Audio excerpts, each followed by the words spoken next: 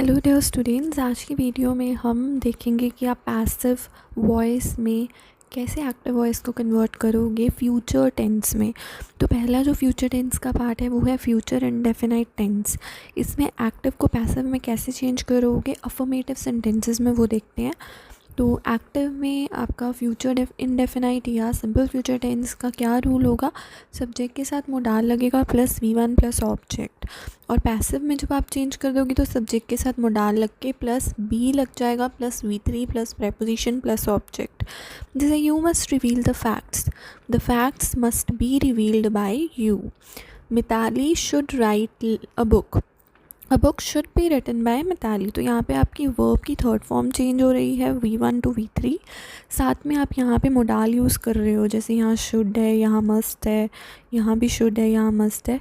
साथ में आप बी भी लगा रहे हो जब आप पैसिव में चेंज कर रहे हो, और प्रेपोजिशन बाय भी आपकी लग रही है ऑब्जेक्ट के साथ में। अब देखते हैं हम एक्टिव को पैसिव में आप चेंज करोगे कैसे नेगेटिव सेंटेंसेस में। यहाँ पे आपका रूल क्या रहेगा, एक्टिव में आपको दिया होगा सेंटेंस जिसमें होगा subject modal not V1 object. Passive में कैसे चेंज करोगे, subject modal not be V3 preposition object. जैसे she should not make lame excuses, lame excuses should not be made by her.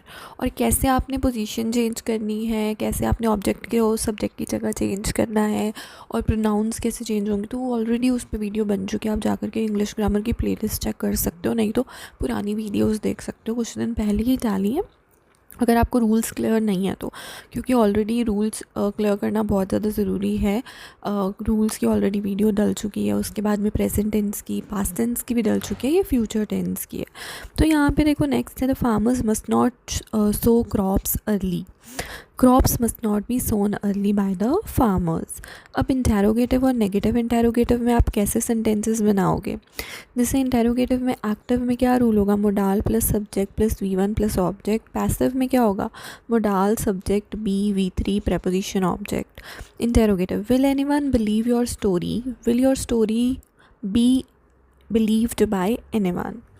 May I make a suggestion, may a suggestion be made by me.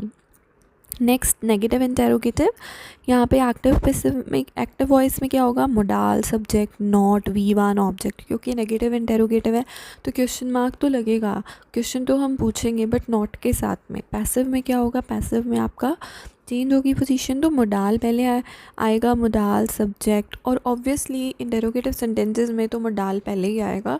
Negative और positive sentences में जब आप change करोगे तब position change होगी। तो यहाँ rule क्या रहेगा, modal subject not be V3 preposition object question mark. Should we not obey our parents, should our parents not be obeyed by us? Could you not make another attempt, could another attempt not be made by you? Now we have the next one which is future perfect tense. Future perfect tense में active का क्या rule रहेगा, subject modal have V3 object. Obviously perfect tense है तो जब भी perfect tense future में बात होती है इसकी तो हैव लगता है, ठीक है। और जैसे हम हैज़ और हैव लगाते हैं प्रेजेंट में, हैड लगाते हैं पास्ट में, तो फ्यूचर परफेक्ट में आप हैव ही लगाओगे, यहाँ पे हैज़ नहीं लगता। तो जब आप इसको पैसिव में चेंज करोगे तो आपका क्या रूल हो जाएगा, subject modal have been, BEEN been लगेगा यहाँ पे V3 preposition object.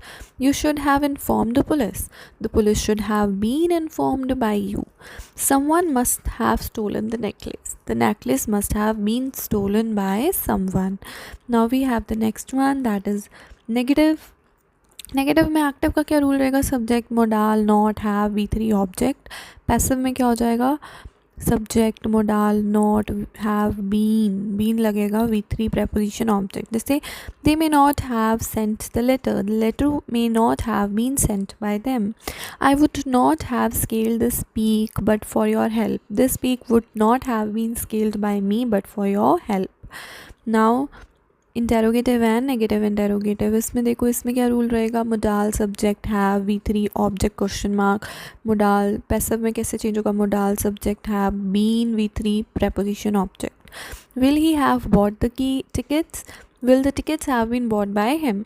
Would you have tolerated such humiliation? Would such humiliation have been tolerated by you?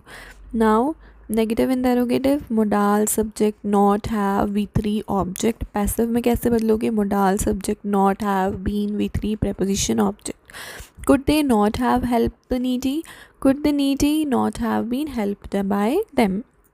Would he have not made profits? Would the profits not have been made by them? Now we have future indefinite with verb in the infinitive form. देखो future indefinite मतलब simple future tense में, future perfect में आप active को passive में change कर सकते हो, बट जो आपका फ्यूचर परफेक्ट कॉन्टीन्यूस है या फ्यूचर कॉन्टीन्यूस टेंस है उसमें चेंज नहीं होगा। तो फ्यूचर इंडेफिनाइट जब सिंपल फ्यूचर टेंस दिया हुआ है आपको एक सेंटेंस एक्टिव वॉइस में, और उसमें जो आपकी वर्ब है ना, वर्ब की इन्फिनेटिव फॉर्म आपको दी हुई है, मतलब बेसिक फॉर्म दी हुई है। जैसे सब्जेक्ट मोडाल टू के साथ इन्फिनेटिव दिया हुआ है, two plus basic form of verb आपको दी हुई है, V1 दी हुई है प्लस ऑब्जेक्ट दिया हुआ है एक्टिव में, तब आप उसको कैसे चेंज करोगे पैसिव में। तब आप सब्जेक्ट लगाओगे, मोडाल लगाओगे, टू के साथ बी लगाओगे, V1 को V3 में बदलोगे, प्रपोजिशन लगाओगे, ऑब्जेक्ट लगाओगे। जैसे children ought to obey the elders ought to be obeyed by children. People used to play a lot of chess those days. A lot of chess used to be played by people those days. Now we have negative. Negative में कैसे change करोगे, active में अगर आपको subject modal not to plus V1 plus object दिया हुआ है तो आप उसको कैसे पैसिव में बदलोगे। तो सब्जेक्ट मोडाल नॉट टू भी लगेगा, V3 preposition object. They ought not to blame others. Others ought not to be blamed by them. Now we have interrogative and negative interrogative. Active में क्या होगा, इंटेरोगेटिव में modal subject to infinitive object. ठीक है, क्या होगा, modal subject to infinitive मतलब to plus V1 plus object दिया होगा, तो आप इसको लास्ट में क्वेश्चन मार्क दिया होगा, तो आप इसको कैसे पैसिव में बदलोगे, modal subject to be V3 preposition object. Ought we to make any false claims? Ought any false claims to be made by us? Now we have negative interrogative. इसका क्या रूल रहेगा, modal subject not to infinitive to plus V1 plus object. Passive में कैसे बदलोगे, modal subject not to be V3 preposition object. Ought you not to reveal the truth now? Ought the truth not be revealed by you now? ठीक है, तो ये वाले जो rules हैं, रूल्स आपको लर्न करने पड़ेंगे, तभी आप एक्टिव को पैसिव में बदल सकते हो। एंड जस्ट रिमेंबर कि कौन से टेंस में किस टाइप में हम चेंज कर सकते हैं एक्टिव को पैसिव में, वो बहुत ज़्यादा इंपॉर्टेंट होता है, क्योंकि हम बहुत बार एक्टिव को पैसिव में मान लो फ्यूचर कॉन्टीन्यूस या फ्यूचर परफेक्ट कॉन्टीन्यूस टेंस दिया हो तो वो तो चेंज ही नहीं होगा। तो अगर आपको वो क्वेश्चन आ जाता है तो फिर आपको पता होना चाहिए कि उसमें हमें चेंज करना है या नहीं करना है, या एज इट इज़ लिखना है। तो अगर आपको वीडियो अच्छा लगे तो वीडियो को लाइक कीजिएगा, चैनल को सब्सक्राइब कीजिएगा, बेल नोटिफिकेशन दबाना